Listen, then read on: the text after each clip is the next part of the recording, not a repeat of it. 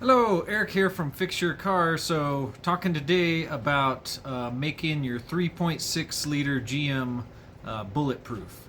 The first step in this series is we're replacing the water pump, and I will show you in this video how the water pump's already leaking, and it's, I think, soon to go out. I'm not sure the reason why these go out. I tend to believe that some GM parts are just not made very well. So I like buying aftermarket stuff. So if you like this video, consider subscribing, like it, check out some of my other videos, and without further ado, let's get into this. Okay, so the first step in this, we have about 10 clips along the perimeter, along with these little edges of the weather strip over here that we need to take out.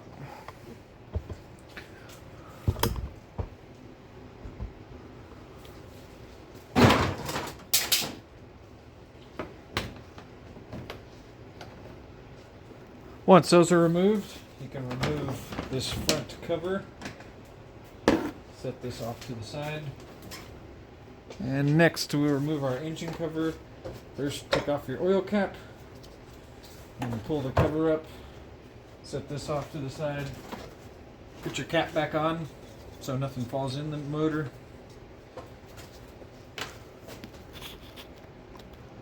The next thing we're going to do is remove our lower radiator, sorry, not lower radiator, the reservoir coolant hose from the bottom. We're going to take off these three 10mm bolts.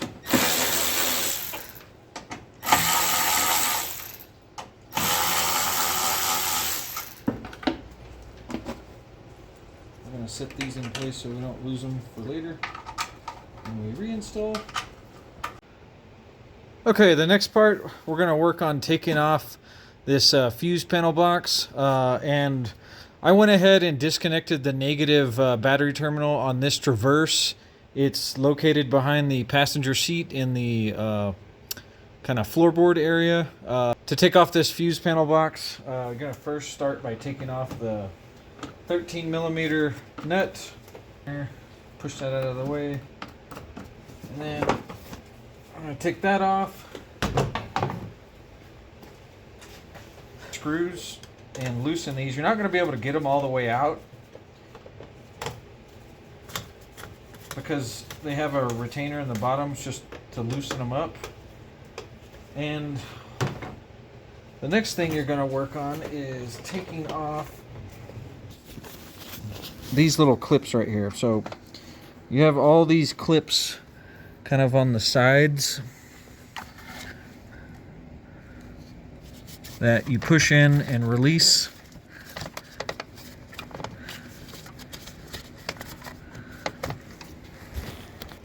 Once you get those released, you'll have these clips on the bottom.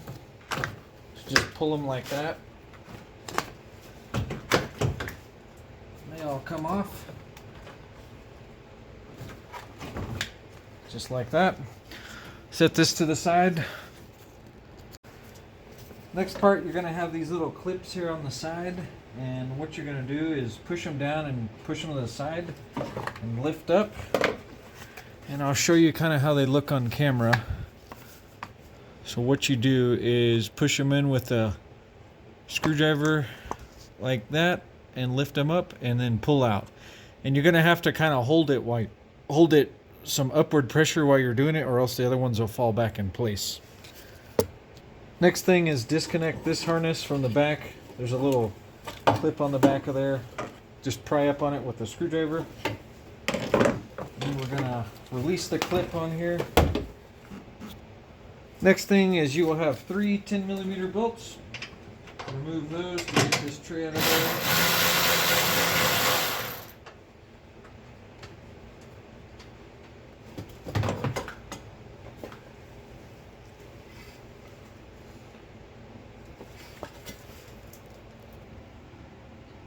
And the next thing, we're going to remove our 15mm bolts for our motor mount.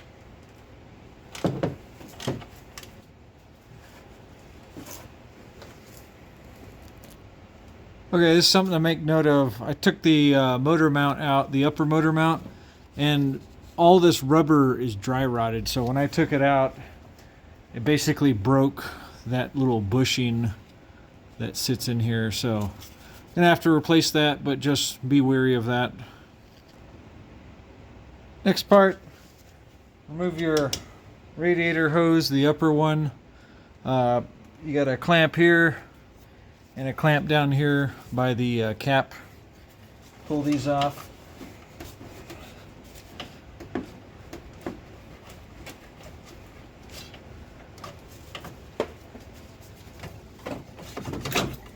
Just like that.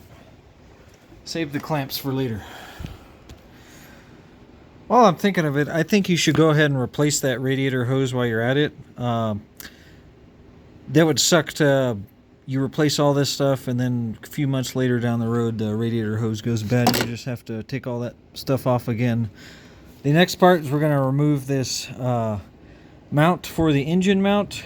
You have a 15 millimeter nuts right there and there, and then on the side you have 18 millimeter right there, and if I can get it in the shot, another 18 millimeter there.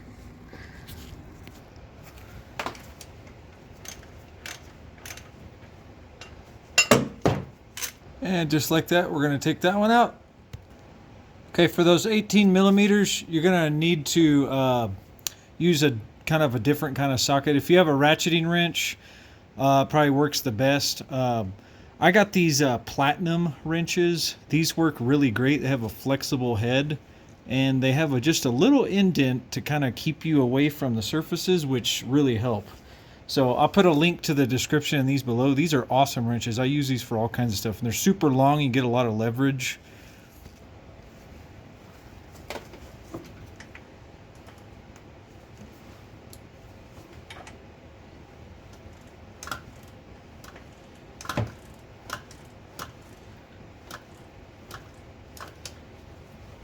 Now that's out of the way, you can do one of two things. You can either release the tension off the belt using this, or we're going to take off this pulley anyway, and that'll release the tension off of everything. So you decide what you want to do. I'm going to remove the water pump pulley. It has 10 millimeter bolts, and the reason I'm deciding to do that is if you take off the belt right now, you're going to have to try to find a way to hold this pulley in place while you do it. If you leave it on there right now, you could quite literally just unbolt it like that. So that's what I'm going to do. I recommend you do the same. Now we can take out our pulley.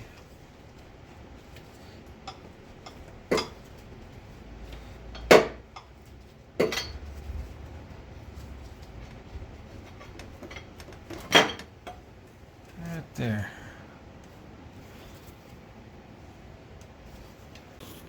Okay, we got our pulley off on our pump, and the next thing I want to show you is why we're replacing this.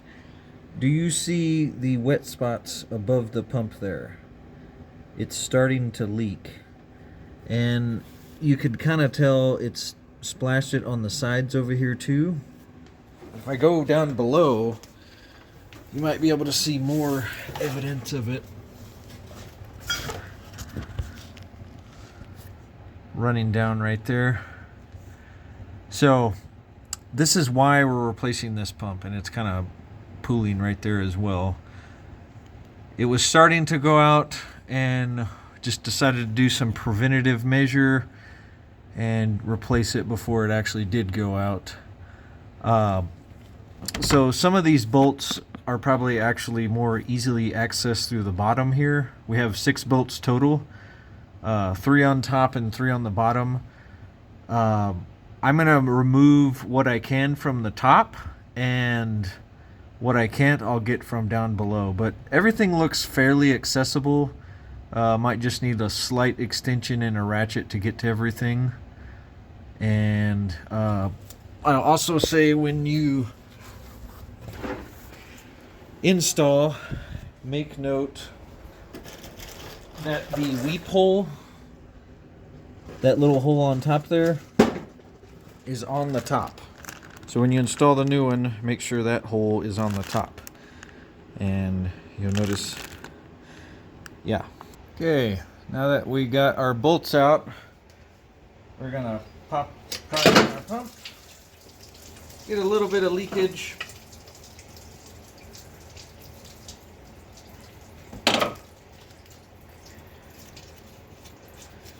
Make sure we get our gasket off of there as well. And here's our gasket. Okay, the next part, we're gonna get a scraper, just lightly clean around the edges of this whole mounting surface of the water pump. Make sure we get all the old gasket material off. And then we're gonna spray off the mounting area with some brake parts cleaner.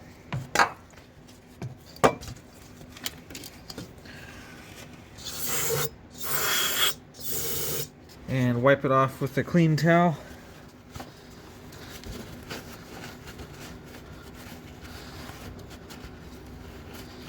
Hey friend, we'll get back to the episode in just a minute.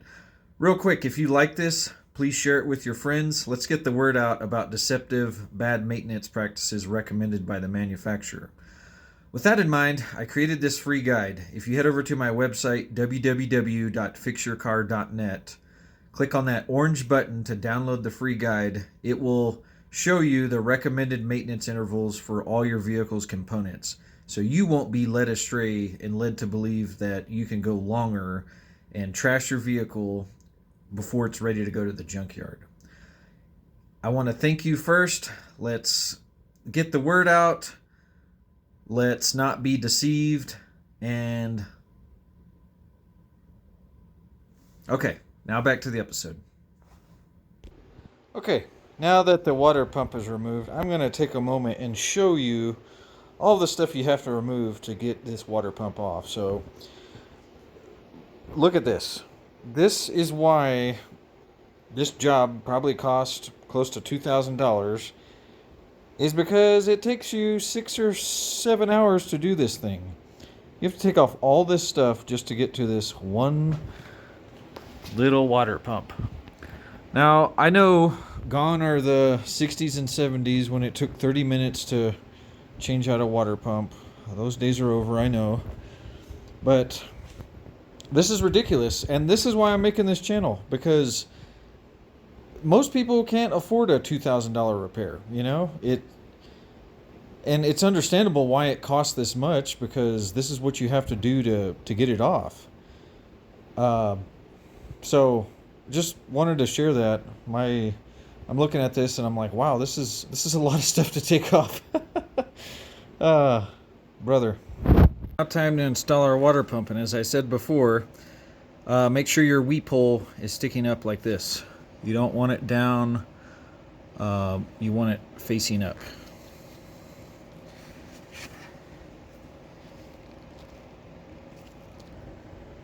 Okay, the next thing I'm going to mention is the bolts on here. They are apparently a torque to yield bolts. They're only one-time use. The new pump, however, did not come with any. I started researching what the torque values were. They're only 89 inch-pounds, and for that reason, I'm going to reuse the bolts. I was going to go out and get new ones, but that's such a low torque value that I don't believe the old ones are. I don't believe they're beyond use. Sometimes the bolts are made of different, softer material, and therefore they might not work as an intended, reuse bolt would. But in this case, it's such a low torque value that I'm willing to kind of take the risk. And I've seen some other people that have done these, and torque to yield doesn't always necessarily mean that you have to chunk them, but it in best practice would be to get rid of them. But you're going to torque these 10 millimeter socket, and you're going to do it in a cross-sectional pattern.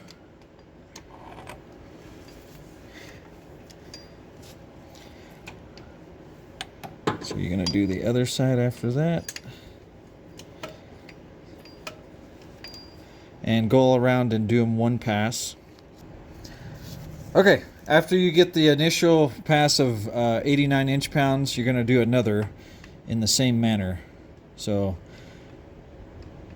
top, go down below, do the bottom, and so forth.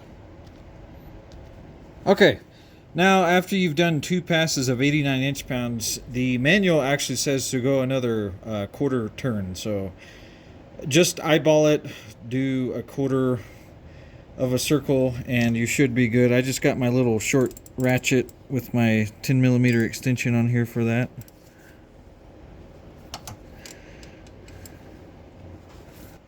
Now that we have the water pump installed, it's time to put on our water pump pulley.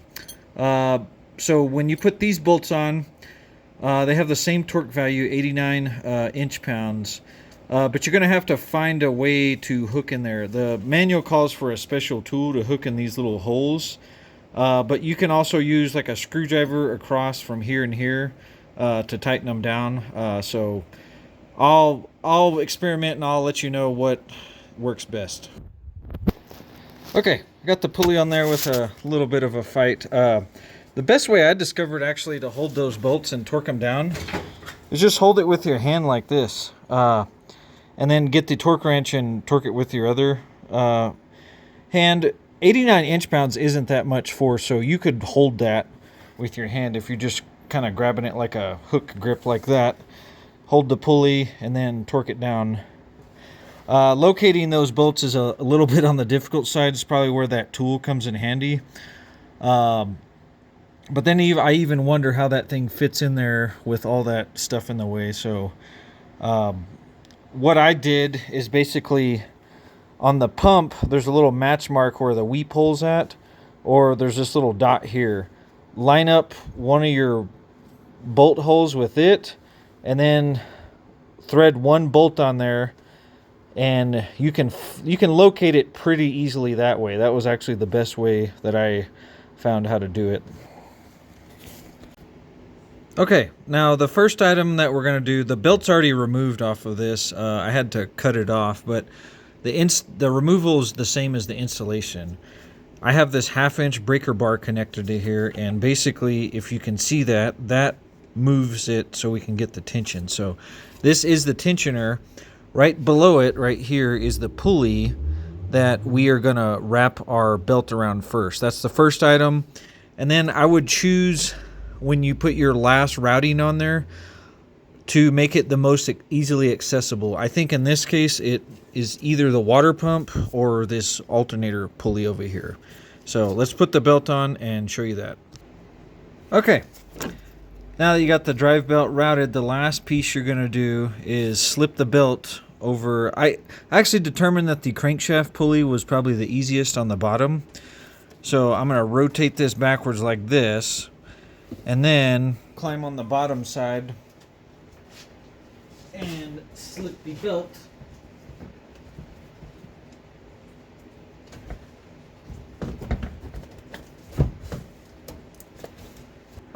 once you do that, you'll release the tension, and now our belt is on there tightly. Don't forget to remove your tool, and that's it. Okay, now that we have our serpentine belt installed, we can start putting on our motor mount bracket.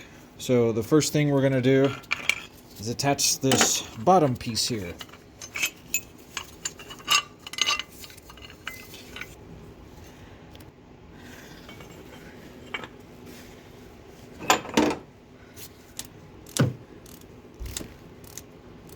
Okay, now that we got that lower bracket installed, it's time to install the upper bracket with our 15mm bolts.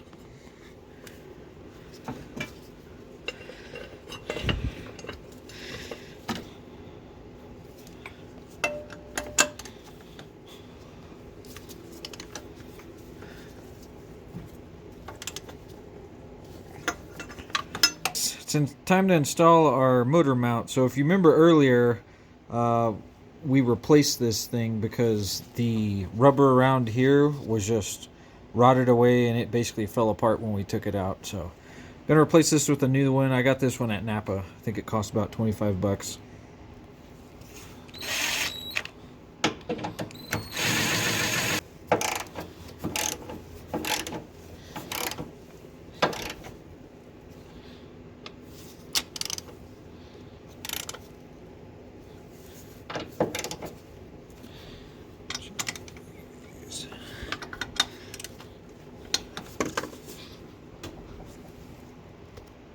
Okay, the next part, we're going to reinstall our bracket for our fuse panel. So you get that installed, be careful of all the wiring. We'll install our three 10mm nuts and bolts. One nut there, one nut there.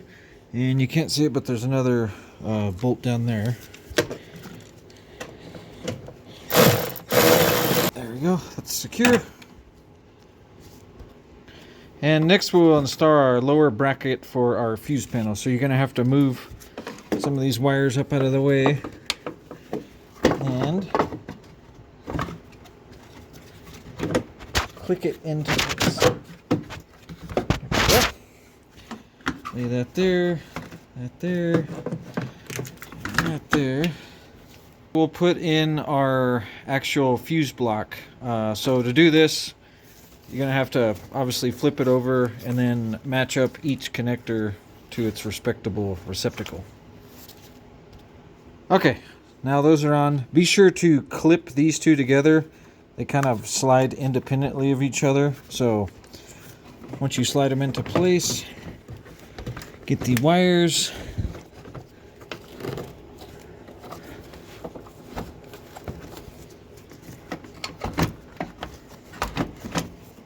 And then should just set it down and it clicks in place.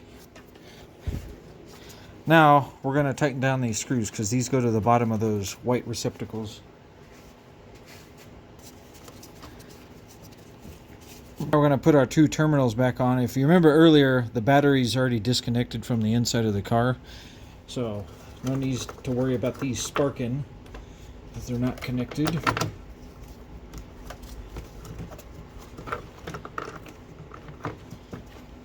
Red first, then black.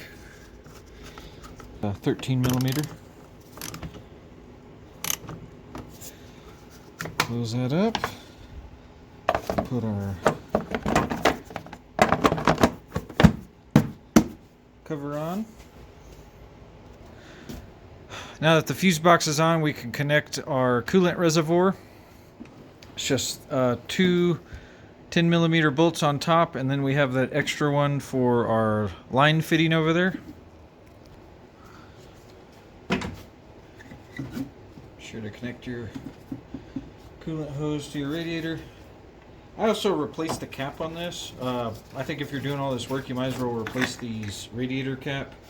They typically go bad. Sometimes the seals get eaten up over the old coolant, and it's a cheap $10 item. Millimeter screws. Install our radiator hose. So after you install the upper, you're going to want to make sure that your lower is connected as well if you open that up to drain the fluid out. Make sure you're using new hose and clamps, and adjust your pliers to the proper setting. Install our reservoir. Open up our radiator cap. I do recommend replacing your radiator cap since it doesn't last forever. Then we're going to get our funnel and fill the radiator in the reservoir until it's full. It does take 12 quarts. You have to squeeze the hose to kind of burp the system and get all the air pockets out, and reattach the cap and start the vehicle up several times and let the fluid go through the engine and the thermostat. Do not let the temperature get too hot. And be careful when you're opening it because the fluid does have pressure behind it.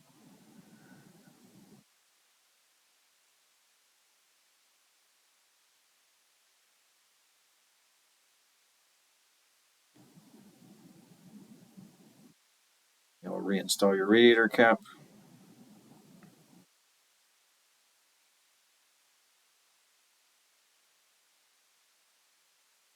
After that, I recommend double checking all your connections, your clamps, your hoses, make sure nothing's loose, make sure nothing's leaking. And then you're going to install your upper radiator cover. And we'll put the clips back in that we had earlier.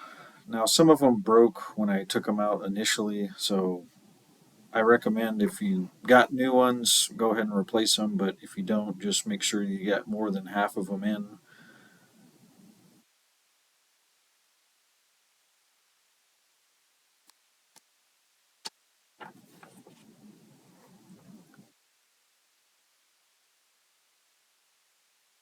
And after that, we're going to take off the oil cap, put the engine cover back on, and then we'll reinstall our oil cap.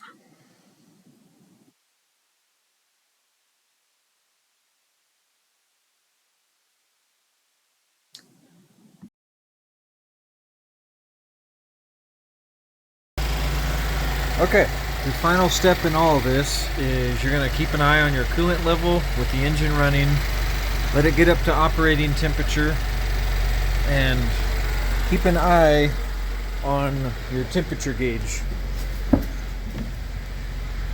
Do not let this thing go past 210. It shouldn't if you got enough coolant in there. The initial amount of coolant that I put in was about 6 quarts, and I believe it can take up to 12. So just keep a close eye on the coolant level. It'll go down, and once it does, you can add more. All right, thanks for watching. God bless you guys.